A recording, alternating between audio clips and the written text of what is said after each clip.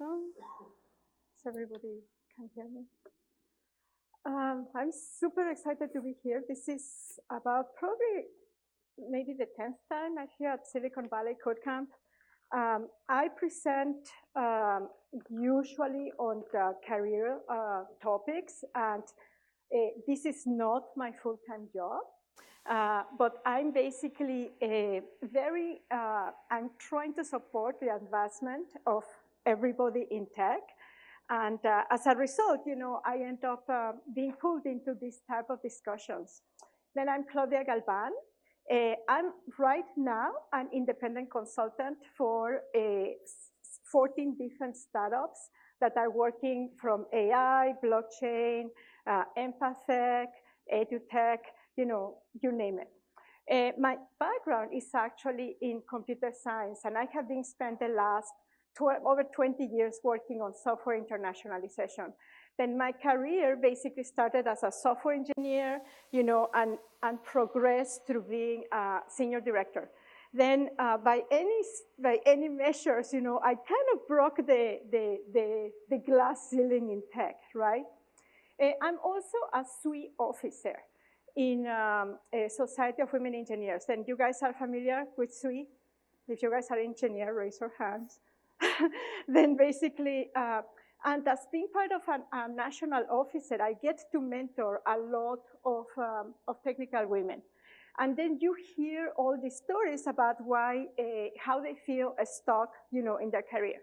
But the reality is not only women feel stuck in their careers, also men, right? Who feels stuck in their career, right? Then this is why I developed this talk actually a few years back, and it has been evolving. And one of the main things, and let's see how I have to position myself, when I first start talking to people, right, it's like the first thing I ask is like, do you have a plan, about your career? And and when we finish school, if you were like me, you really didn't have many times mentors. You really didn't have a direct direction. You only wanted to get that first job, and you really didn't think about what was going to be the next step. And once you get your first job, you start just focusing on, working hard, and then maybe somebody will notice my accomplishments, and then, and maybe I will get promoted. Then, I need to position here. All right. Then basically, we need to start, with the end in mind. When we first graduate, right, we have this fuzzy idea about our career, but in reality, and we start to build it, and then finally, how it's going to be a house. But if you really don't have a complete idea of how your career is going to look like, your house is going to end up looking like this. Then it's very important to have be intentional about your career. And, and many of us think that our managers are actually in charge of our careers. Because who thought that your manager should be responsible for your career and promotion and salary and advancement? Well, it's not the case, right? Then I'm asking you, what's your story? We all got here through different paths. It's either we got burnt out, we got reorged, we found ourselves that the work environment is not the right fit, we outgrew our job, we're learning. We basically are in this situation when we feel that we are not advancing. Or it's all of the above, right? It's like you feel that way. Then my story very quickly, believe it or not, I started my career in Mexico. I finished my computer science degree. I moved to Canada where I became a junior engineer. And because I didn't know any better back then, I actually was one of probably the few women in the world that negotiated their salary. Like the first, really, it's like, you hear that women don't negotiate? Well, that wasn't me. I'm from Mexico, we negotiate everything. Then basically, if you've been to the beach, you know how it is. Then I basically negotiated my first salary, and I asked, because I said, I'm new in the country, then I really don't know how people get paid. Can we talk about my salary and my level in 6 months? And they said, yes. and in 6 months, I actually got an increase and a bump in level. Then, it's all about, and at that time, I didn't even have mentors. I just didn't know what I was doing. I got to be, a lead, and then I got promoted to manager, but I didn't know what being a manager is. Then, being my geeky me, I went and I got a master's. I originally enrolled in an MBA program, and I don't know how you guys feel about this, but I was a geeky lead in an MBA with all these VPs, and everybody was presenting. I never presented in front of people. Then it was very intimidated. I decided to switch from my first class in the MBA and moved into a more technical path, a master's in program and project management. And then I got promoted to senior manager, and and basically I made a switch. This was actually at Adobe when I was a senior manager in charge of like multinational team. If everybody has used the Adobe Updater, then I drove that development from the ground up. Basically, every single internationalization library that is used across Adobe products, I led the development as an engineering manager. And then I was a little burnt out of doing that. And they offered me the position. They said, just write whatever you want to do, because I was ready to leave. And I wrote a position where I basically was technical / non-technical as a product manager, and that was all totally different.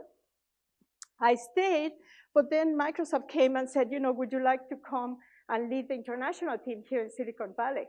Then I moved as a group program manager at Microsoft.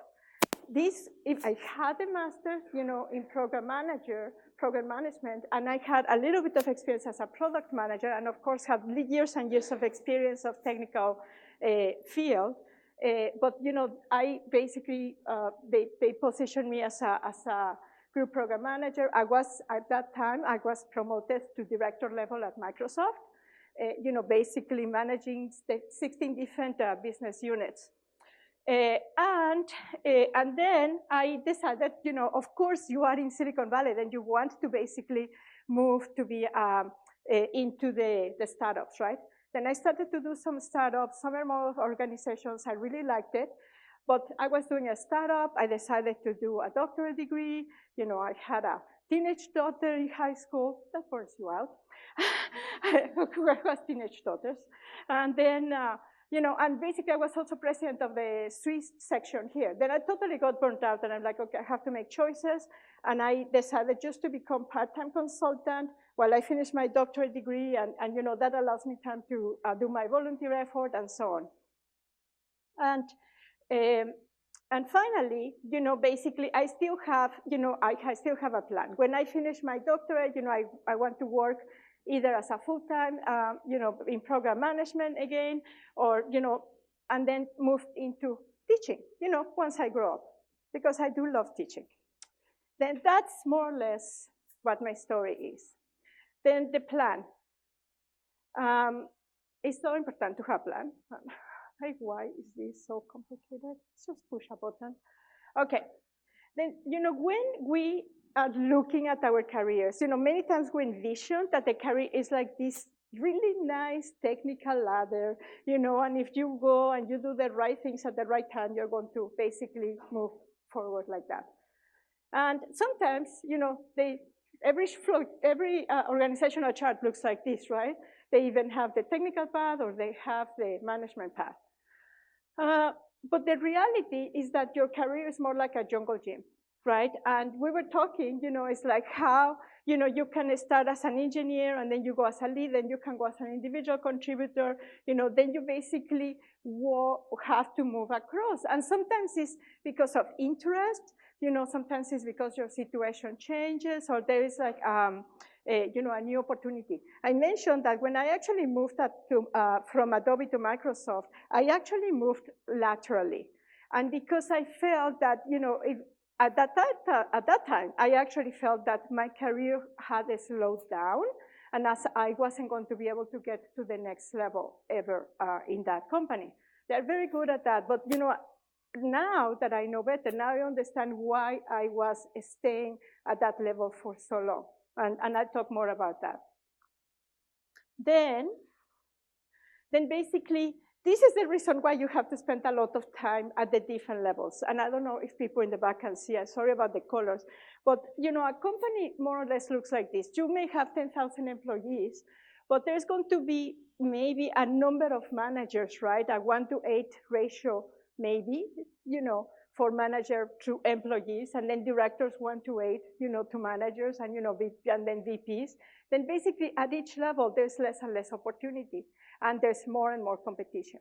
Then when you're looking at your next level and your level of impact, then you're going to basically have to think about it. It's like, okay, it's not that they not necessarily want me to promote me, but because there's going to be more competition and there's going to be less opportunities. Then whenever at any time in our careers, we have to reevaluate, where we are. And this is a continuous process. And, we all get into this kind of like conformity mode where we're not thinking about the future necessarily. We're just thinking about making it through today or this week and so on. But, and then we don't plan, right? Then this is a little challenge. And we have to have a continuous feedback loop on ourselves and on our careers, and based on our current situations, because they change, and then, reflect about where we are and then take the necessary steps.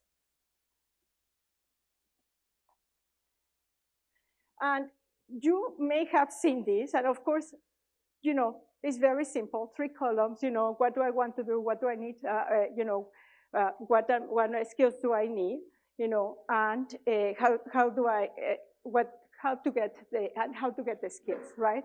But there's also the question about, what are my strengths? As I didn't realize this for so long, right? But always thinking about filling up the gaps, the things that I'm not good enough, right? But many times we don't think about how to basically amplify our strengths, right? Then we have to basically become very good at maybe 1 or 2 things that are our strengths. And, and yes, we work on our gaps a little bit, but, what is really going to move us forward, is our strengths and what we are good at. Believe it or not, for the longest time, I have been resisting talking about diversity. And it's like, it's a little hard. I'm Mexican, Latina, in the technical field, and I get asked over and over to speak about diversity, and I'm like, I don't want to be talking about diversity. I'm an engineer, It's like, please. But, sometimes you just have to lean into whatever you are, and go with the flow. Then now I can speak about diversity. If anybody wants to talk about diversity, let me know. All right, then, then we go into what really takes becoming, a technical expert. If anybody looks at my LinkedIn profile, because I have 20 years of working on software internationalization, okay, that is enabling the software such that it works into all the different languages and markets. Then at some point, you become an expert in this field. And I didn't become an expert just spending time there. I became an expert taking classes, going to conferences, reading about it, trying out stuff, doing coding, I had to become that technical expert, giving talks, in order to move to the next level, right? It takes effort. And, if we are in a technical field, it's just like becoming a doctor. It's a continuous learning process. If anybody thinks, and, this is a little sad, I try to talk to girls going into, into the technical field. I said, tech is not a 9-to-5 job, period. Because, you have so much to, not only to deliver, but also to learn on a continuous basis, right? Then basically, there's people who have done research on this, right? Has anybody seen this model before? Maybe some of you in IEEE, right? This is a very interesting model. There's all this research behind it, but basically shows like all the different tiers for competencies. And amazingly enough, look at where the technical skills fall. right over there. It basically, it builds up, on who you are first, right, as a person, your core values and so on, your studying, kind of going to school, your industry technical competencies. And this is basically, okay, I studied electrical engineering, then you fall here. Studied industrial engineering, I studied computer science, then this is where basically you fall. And then, you go to the next level where basically is what is, okay, if you studied computer science, now what is your field? Networking, security, and so on. Then you basically start narrowing down on this. And then, it goes into more leadership and managerial competencies, and specifically what is valued in your own area, in your own area, in your own industry, company, and even in groups. How many of you have been in a group where basically it's like, oh my gosh, in our group nobody gets promoted, but that group everybody gets promoted, right? I had a group like in at the beginning of my career, in my team nobody got promoted, and in the other group they were VPs in 5 years. I was like, how did that happen, right? Then you need to basically figure out what is being rewarded in your particular team, in your particular company, in your particular industry, right? Then you have to figure out what are those behaviors that get valued. There is actually additional research specifically from the Anita Borg Institute, where they basically did both men and women in middle managers in technical fields, where basically they said, okay, these are like the 10 things that people value in middle management. It's like technical competency, risk-taking, speaking up, and all these other things. And you basically need to figure out what are those things that get valued. And as I mentioned, I'm part of SWE, right? I'm an officer.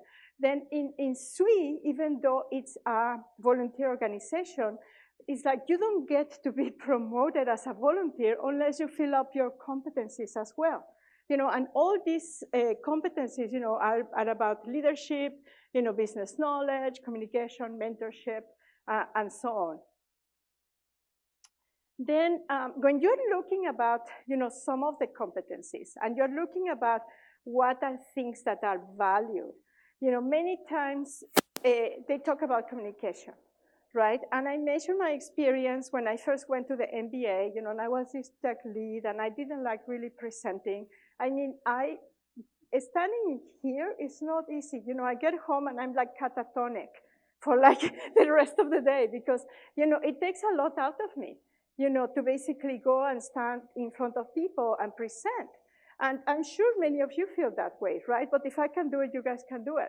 But how does this excellent communication skills look like, right? And this is, again, going back to your specific industry and looking at the people who have moved beyond, that middle management tech leads level to the ones that are VPs. Very, very seldom you're going to find people that are not speaking in public or that, their communication skills are not good. Then that's an area that, we all need to work on.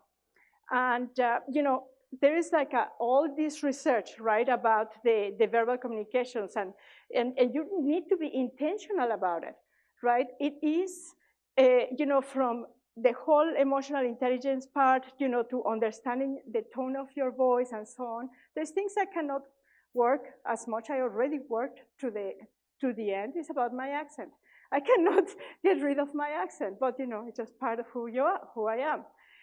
And the nonverbal communications, right? We don't realize how this is impacting our possibilities of getting promoted. I actually was mentoring this brilliant, absolutely brilliant engineer. I met him when he was in his early 20s, and he basically he won the Imagine Cup at Microsoft, right? And super brilliant and all that. He went to Bill Gates' house and the whole thing. Then for many years, he wanted to move forward, but he was stuck at the same level. There were different reasons because he was stuck at this level. And some of them were intangible like this. The nonverbal language that he projected. And me as his mentor was trying to tell him gently, it's like, okay, these are the things that you need to do about, maybe your posture, or the way that you project yourself or you communicate. And just there were some very small, things that were putting people off, but he didn't know it. I was able to tell him in a candid way because, I was his mentor, but basically we all have this. Right, we all have this. I have this from my own culture, right? Being in the US, I had to basically learn how to tone down the Latina, right? Then basically, I have to be more like, more what people expect somebody like me to be. Then basically, be aware of your non-verbal clues. And, speaking up. Many times we're on both areas, right? We're either speaking up too much or we're not speaking up, like too little. Then we basically need to make sure that we set boundaries, say no. When are we going to say yes? When we're going to be looking for opportunities, asking. Remember what I was told you about, that my first job, I negotiated, and I negotiated over and over and over again through my career. And I have always asked about the projects. Then don't expect your manager to go and give you an assignment.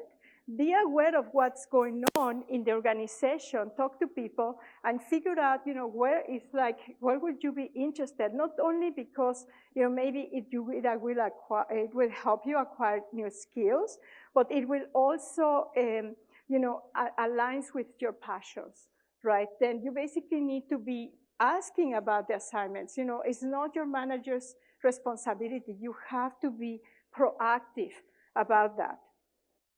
And, then these are, some examples, about asking, about being quiet.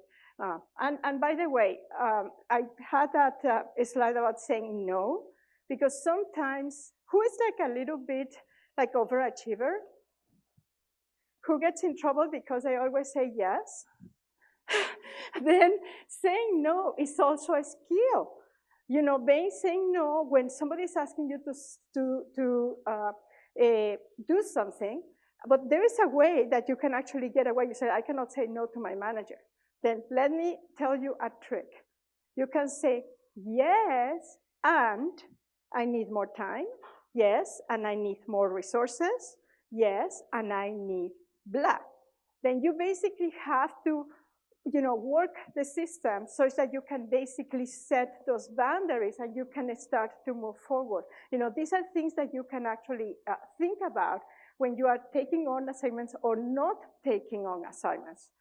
This is one of the challenges. Many times in teams, they assume that I was going to do an event. I'm sorry, I hate organizing events. Then, and because you are the woman, sometimes by default, you are like organizing the event. No. I don't organize events. Sorry, that's beyond. If anybody else wants to do it, I'm fine. And then on the leadership abilities, right? These are just some examples of what the advancement looks like and the type of a scope. I talk to women who are in first level management, and they said, okay, I just got promoted last year, and I want to get promoted like next year to director. I am like, there is so much you need to learn as a first level manager, right? You're going to have to learn to manage a team, and then, even moving to a director level, managing engineers and managing other managers is a totally different ball game, all right? Then you definitely need to learn more skills. You need to learn to be more strategic. You need to learn to be more, the public speaking, and manage budgets. Right? It's like I remember when I moved from manager to senior manager, then I'm managing like $1.2 million budget, right? And at each level, your level of competency that you require are wider in the business sense. And then you have to basically, develop those skills, and it takes time, right? And then, acquire the language. At each level, we have different language that is spoken, right? It's like if you guys sometimes have you've been invited to exec team, the exec team meeting, they're like, what? They're speaking another language. They start to do like the kimono thing and the tent, and it's like, what are they talking about? Then homework. Start to think about what are your strengths, what do you need to develop, and focus on those. It requires continuous study and continuous learning. And then let's talk about pivoting my career, and then we'll go very quickly. Then everybody has heard about PMs and PMs, right? Program managers, product managers, and product and project managers, right? Then PMs. They're all over the place. And many of us, we think that PMing is like the next big thing to do, right? To move your career. And I always say that, yes, it is an option. You remember that jungle gym thing, right? And depends on what you want to do. I strongly believe on keeping your technical skills and becoming, if you want to go into that direction, to become a technical PM, right? Because, believe it or not, here in the Valley, technical skills are what are valued, right? And how many of you have seen PMs who basically just take notes and schedule meetings? Who wants to do that? Nobody, hopefully, right? Then basically, if hopefully some of you know the difference between project management. You're managing one project. A product manager will either manage a set of features or a whole set of features. And then the program managers are managing across different functional teams.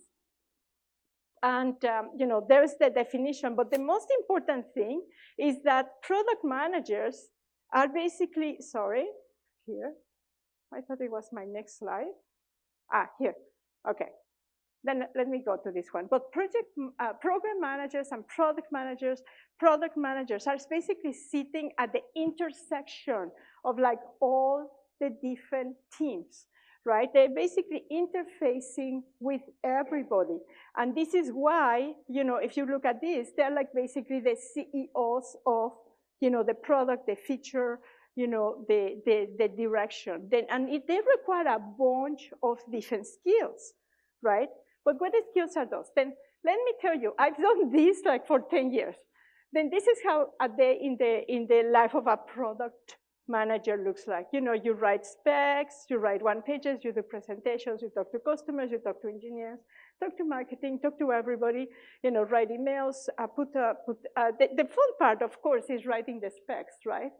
So I'm different, but I like it. I like writing the PRDs, I'm writing the technical specs, but you have to basically be this shield for the team, whenever things go wrong or whenever things go right. Travel, that's a big one. I had to travel at Microsoft every week to Redmond for 7 years, every week. Then it requires a lot of traveling. Then, you have to think about that as an option. Then basically, how do we do this? We're software engineers, we're technical people, we're engineers, and how do we get into this pivoting into product management, right? Then first and foremost, you have to talk to people, get mentors who are already, that know how to do that. You start to talk to your manager so that you figured out, what types of assignments you can ask for, that it will give you some exposure, right? You have to close your skill gaps, and I'll go into that very quickly. Build your network. Because, maybe besides the person that we talked at work that is the product manager, or, maybe you don't know anybody else. Those are the only ones. Then you go to meetups, right? You go and you talk to other product managers. Go and sit with them at lunchtime. Then, not that I memorized my slides, but remember that path? about how you basically get into being a product manager. Then besides starting to attend meetups, you basically have to basically start building your network. Then how do you do that? You talk to people, you have lunch with them, you ask them about that, and start to build, understanding what they actually do and what are the skills required in their group. And this is important because many times, let me just go back to my Zen here. On the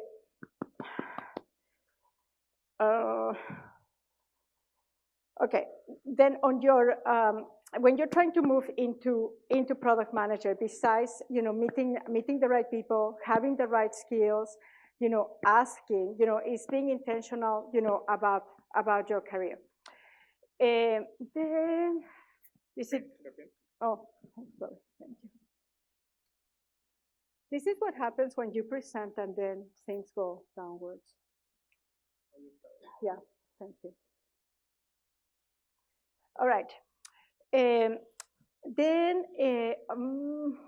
me a second. Give me a second, because I lost my train of thought of what I wanted to say. Oh, give me a second. Did you find my slides?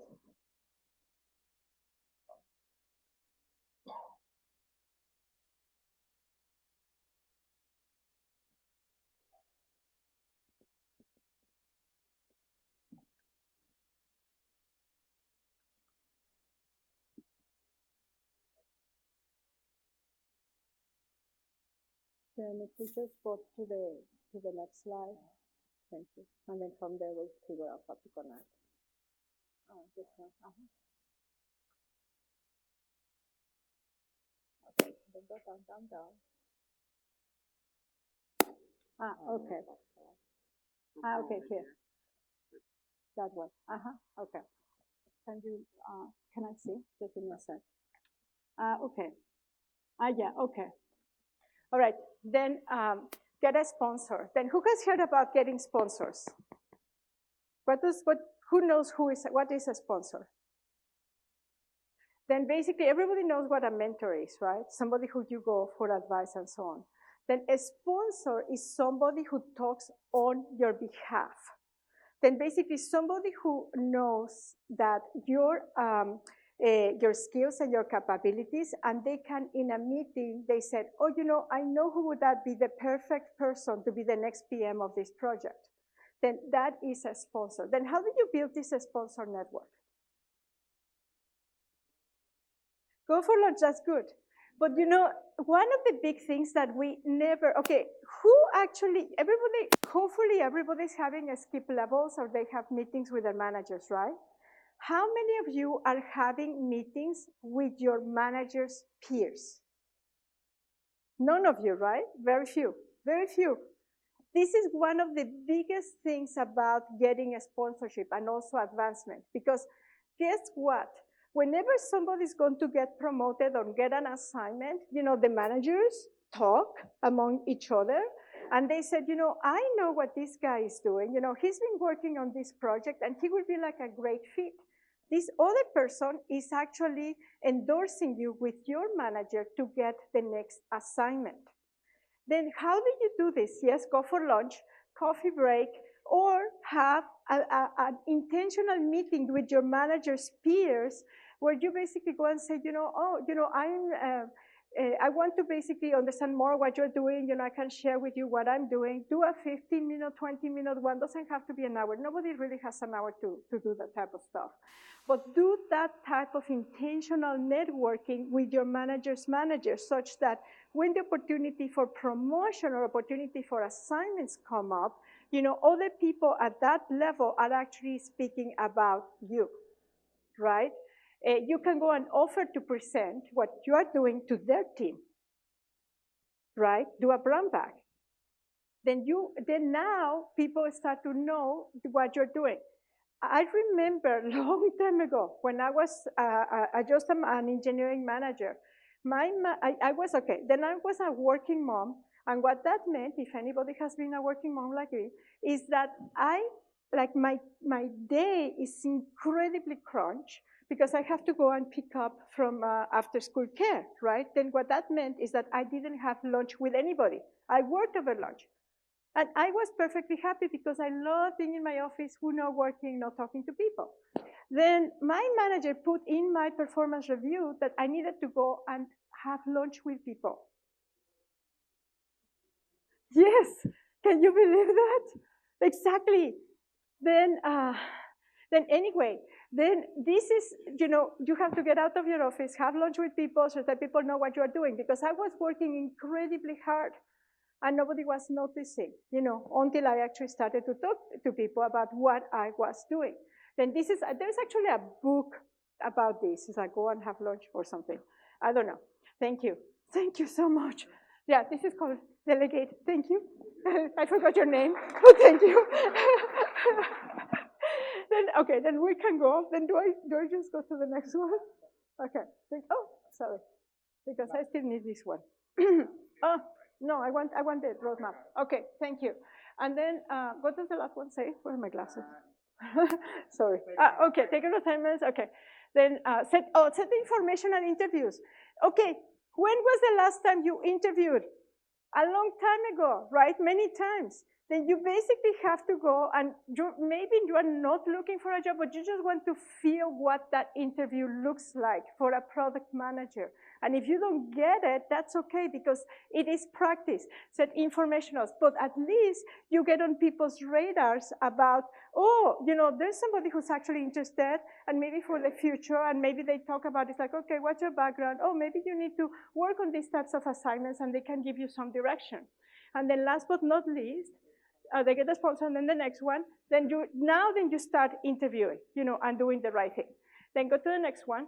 And how many of you have seen on LinkedIn, like a description for product manager, right? It's like superheroes here. They want everything. I am like, who's going to have that? Nobody, okay? It's like, really. Then you need to basically get some skills. What is going to, you're going to focus, right? It's like, really, they're like crazy. They're like, you're going to change the world and who knows what. Then you basically need to focus on what are your strengths and what are you going to bring to the table, right? Then focus on some of your own, what is necessary for that job, and that is also your strengths. Then product managers are at this intersection of technical skills and soft skills, right? Then next, thank you.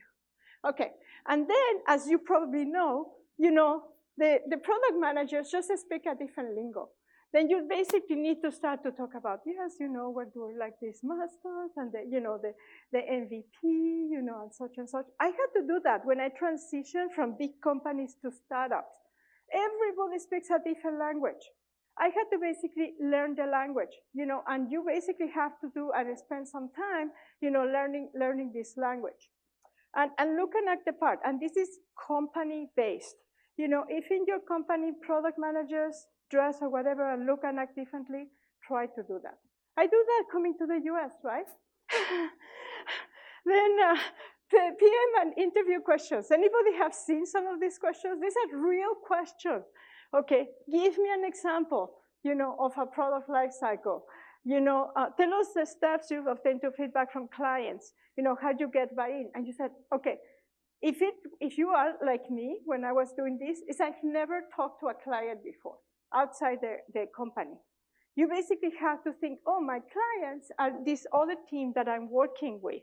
Maybe my clients is the QA team, or maybe my clients are, this other team. Then you basically need to think, oh, not to think I don't have that experience. You just have to reposition, shift your thinking about who are your clients and express how you communicate, how you keep them informed, because that's what they're looking for. They're not looking about, oh, yes, you actually had Google as your client. No, what they're looking for is these are basically the way that I interact with other people when I'm providing a service, right? then these are the kinds of things. Tell me about a project you owned, right? It's like you own a project, many times, and you're working with all these different people. Then don't think of yourself, maybe I'm this engineer in my office, not eating lunch. Don't think about that way. Think about it's like, oh, all these teams are actually using my libraries, right? And I'm interacting with the QA teams, I'm interacting with the product managers, and I become my own CEO of my own feature, right? And then you position yourself that way when you are basically interviewing for a PM position, right?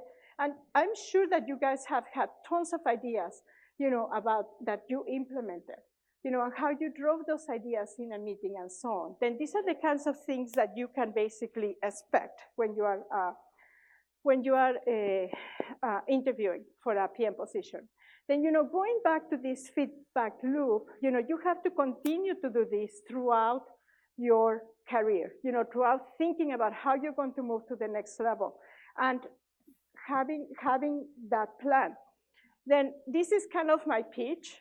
Please stay on the tech. I always ask this, like, if you're a technical person, there's like 1 million people who are not technical, who didn't have to go through the things that we had to go through, through engineering school and computer science. And, there's a lot of non-technical product managers. You basically can become a technical expert in your field, without losing your technical skills and continue advancing. We talked about, kind of like speaking up, promoting your ideas, and having impact, at a wider level. Then you basically can continue on that path, but still continuing on your technical path. Then today, we talk about what is the plan. Then your homework is going to go and think about, what you want to do next. Because the worst thing that you can do is not to have a plan. Then hopefully after this talk, you spend some time reflecting, about where you are, where you want to spend your time the next 5 years, where you want to go, and start to execute on what needs to happen. We talked about, some technical competencies that are expected, and you can use these public models that you can find on the internet, or you can basically go and look at your own company's, career paths and what the competencies that are looking at. And if you ever had that feeling that you ask your manager, it's like, what else do I need to do? Has anybody had that conversation? Right? What else do I need to do to move to the next level? Then ask a mentor and say, give me candid feedback. Like my friend, right now he's a director at Twitch. Okay, but it took him a lot of effort and a lot of time, and he got a coach, not me, because I'm like a friend, but he actually got a professional coach to say, okay, these are all the nonverbal clues that you are sending. Like simple things like not making eye contact, right? And this is because of his background, right? So many people don't make eye contact because of your background, right? Or because you're shy. Then little things like that, then you may want to talk to people who are going to help you on that. Then think about what you want to do, execute, and this is I should basically trademark this, because I learned kind of like the hard way that your career is not this hero's journey. Then the hero's journey is just, like Luke Skywalker, they go and save the world and the galaxy and the planet. It's basically you have to have this team. We talked about your mentors, your sponsors, all these other PMs or people who are going to be giving you feedback, your friends or your spouse. Then it is a team effort. And if you actually, one of the big things that I learned going from a big company to a small company is that people are not traveling alone. How many of you are in startups? Okay, then I can probably guarantee you that many of you who are at startups, you were brought into the startup because of a friend. Many of you, raise your hand. You see? Because this is how startups work, right? People travel in teams. Then if you're thinking that, okay, I'm going to do this by myself, it's not really how things happen. You are comfortable working with people, you prove yourself with a team, and then you basically, that you can work together with these people. Then your career is not going to be your managers, it's going to be you with with your village that is going to basically help you, advance to the next level. And then with that, there's a few resources that I included here for you guys that you can check. SWE actually is not only for women, it's also for men. But there's some good resources. One of the big things that people don't know is about Toastmasters. Did I put that there? Oh yeah, Toastmasters. If you don't feel good about your presentation skills, this is like super easy to go free, and you get to learn how to present. I was very fortunate that, remember at Adobe that I told you that I did that transition, they say, write your own job description, is because I have reached that my level of competency at that company, and they actually sent me to an executive leadership team, executive leadership training for 1 year. It was like an MBA, where basically I got coached on how to present. Then hopefully that works, that worked. But this wasn't natural for me. I basically had to learn, and you have to invest the resources and the time and and sometimes the money to do this. But anyway, there's some resources for you. And with that, I hope that this was useful. Connect with me on LinkedIn and let me know if you have any questions. Thank you. And thank you.